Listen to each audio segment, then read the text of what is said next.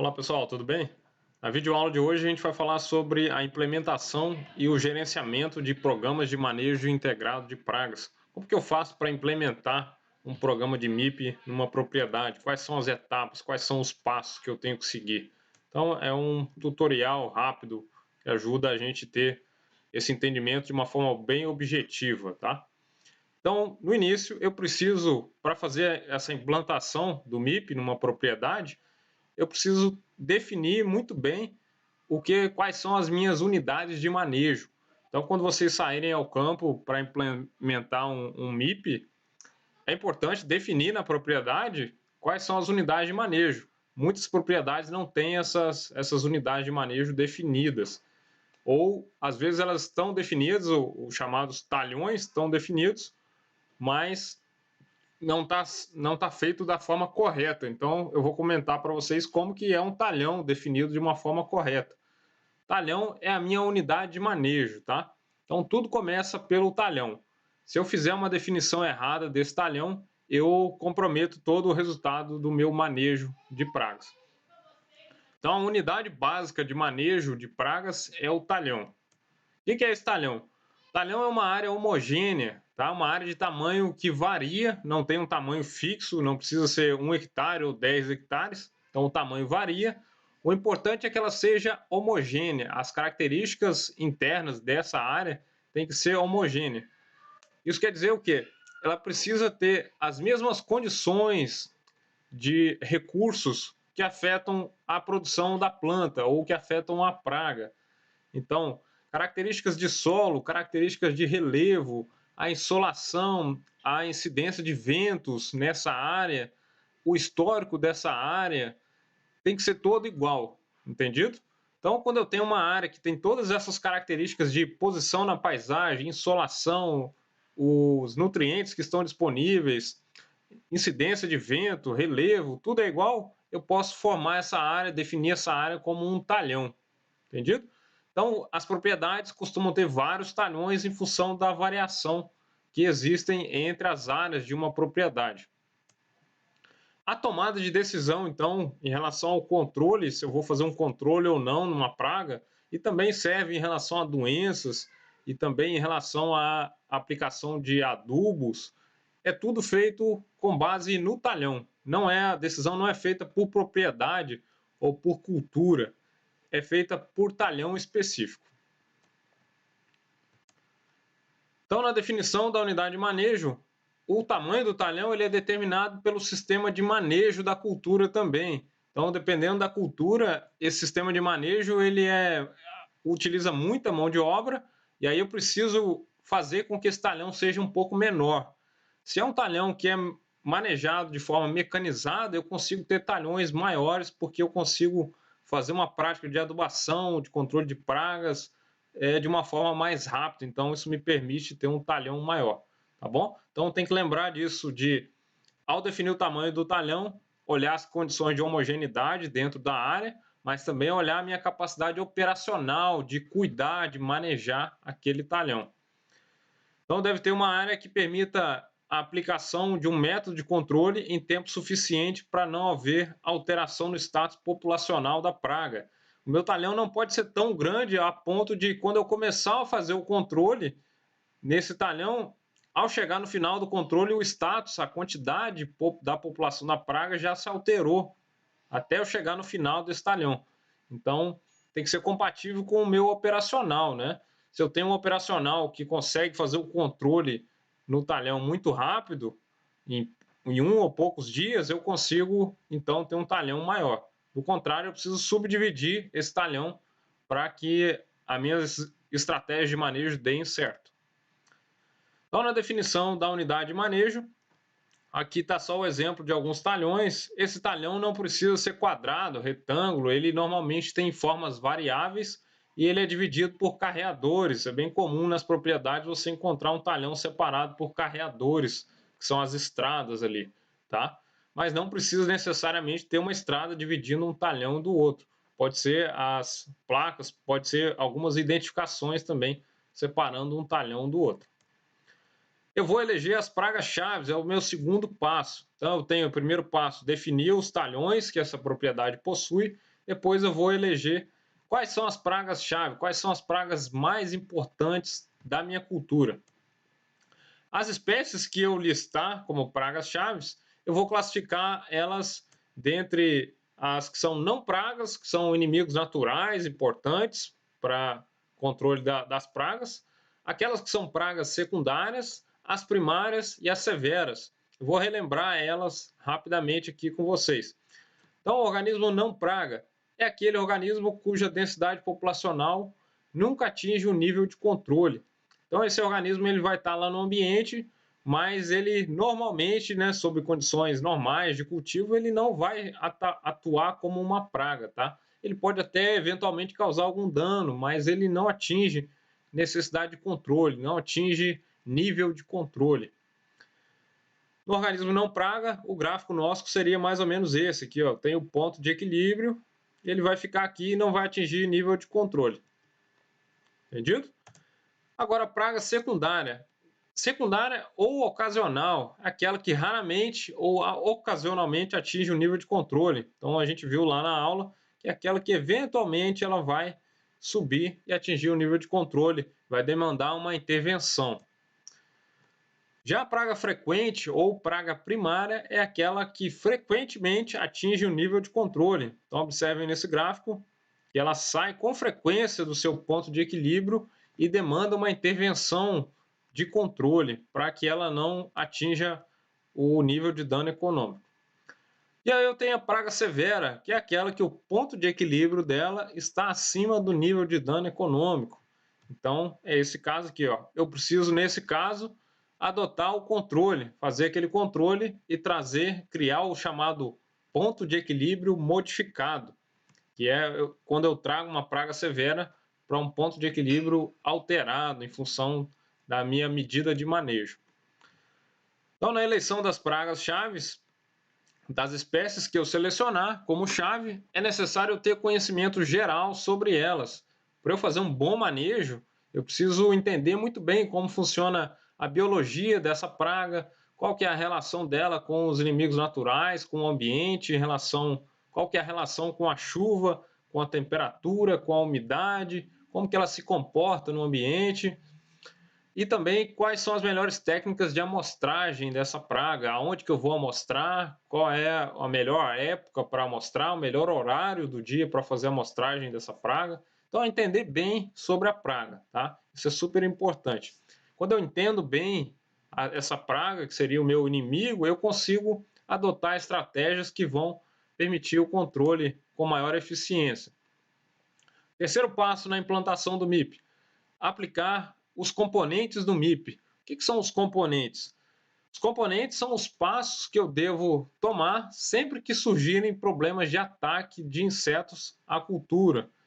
São ações rotineiras, tá? Então, primeiro, segunda etapa de implantação, eu não vou fazer de forma rotineira.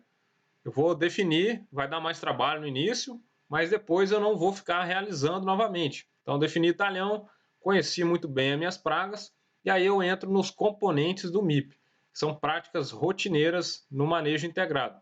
3 fases essenciais. Primeira fase, na avaliação do ecossistema.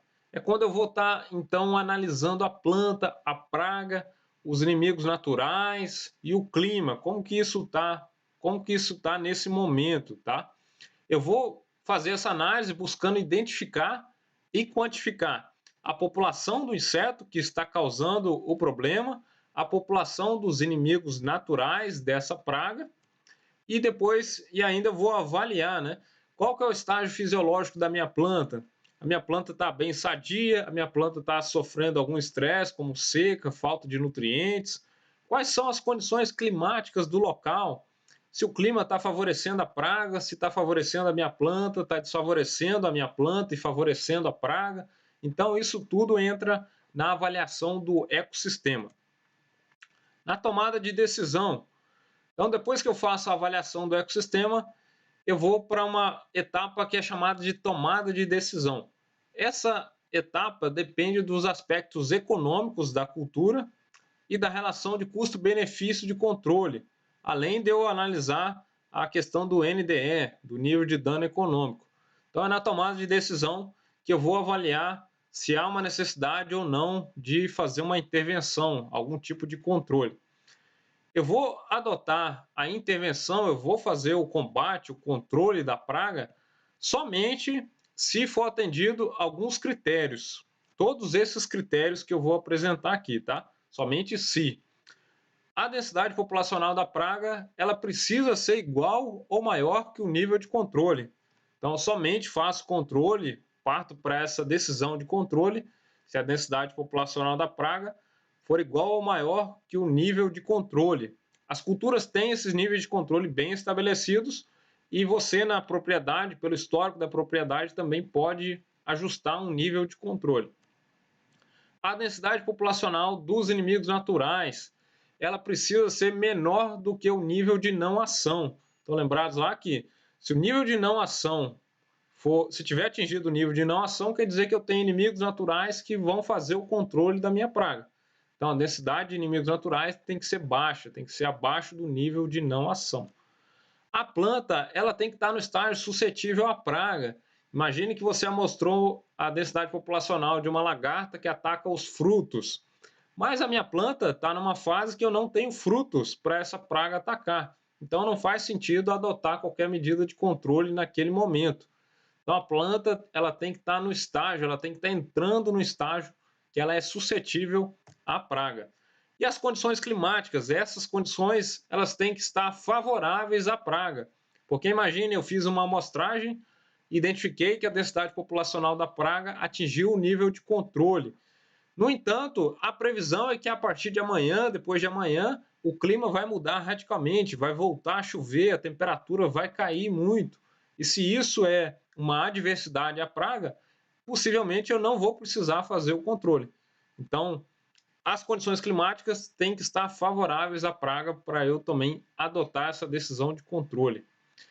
Então, imagine que eu fiz essa avaliação desses critérios e foi decidido realizar o controle. O que eu faço agora, então? Eu vou para a fase de escolha dos métodos de controle. Para eu fazer uma boa escolha de método de controle, eu preciso conhecer muito bem quais são as opções de controle. Eu não preciso ficar refém apenas do controle químico. Então é importante conhecer quais são as alternativas de controle e eu vou considerar alguns pontos, como fatores técnicos, qual que é a eficiência dos métodos de controle que eu tenho conhecimento, que eu tenho à minha disposição. Qual que é o modo de aplicação? Eu tenho os equipamentos que são necessários para aplicar esse método de controle e outras questões operacionais que podem estar ligados a cada estratégia de controle. Vou analisar também questões econômicas. Eu tenho produtos diferentes que têm custos diferentes, às vezes são aplicados, um é costal, o outro é aplicado via grânulos no solo. Cada um tem um custo de aplicação e um custo de aquisição diferente. Então, eu avalio a parte econômica. Avalio também questões ecológicas, né? Às vezes eu tenho produtos diferentes, estratégias de controles diferentes e cada uma tem um impacto diferente no ambiente. Então, eu tenho que buscar aquela que tem um bom equilíbrio em relação à parte econômica e que seja menos ameaçadora ao ambiente e também menos ameaçadora à questão social, né? O impacto sobre o meu operador, sobre as comunidades que estão próximas à minha propriedade e sobre o risco de deixar resíduo no produto que eu vou comercializar, tá bom? Além desses fatos, eu vou avaliar o histórico da área. Essa minha área, ela apresenta um histórico de bom controle, de bons resultados quando eu utilizo essa estratégia de controle. Dependendo da estratégia, eu já sei que o resultado não vai ser bom. Então, eu preciso adotar uma outra estratégia de controle. Então, eu avalio o histórico da área e os resultados de controle que já foram utilizados em ocasiões passadas com essa praga, tá? Sempre considerando o histórico do talhão, tá? A gente está falando sempre em relação ao talhão específico, não à propriedade em si. Depois de definido, então, as estratégias de controle, eu vou para a quarta etapa, que seria o planejamento das ações. Ao efetuar o controle, eu preciso saber qual talhão que eu vou começar a fazer o controle primeiro.